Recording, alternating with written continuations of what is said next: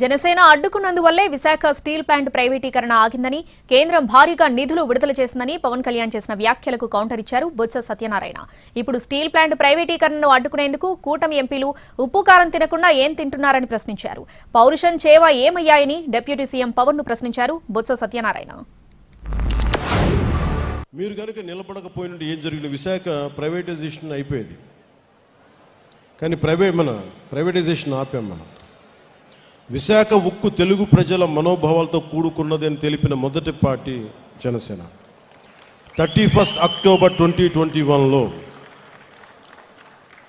Steel plant ప్రాంగణంలో బహిరంగ సభ steel plant కోసం దీక్ష. ఈ రోజున నిధులు 24-25లో 8,622 కోట్లు కేంద్ర ప్రభుత్వం నరేంద్ర మోదీ గారి నాయకత్వంలో విడుదల చేసింది. వైసీపీ పార్లమెంట్ సభ్యులకు వచ్చి పౌరుషం లేదంట, వాళ్ళు మాట్లాడలేదంట.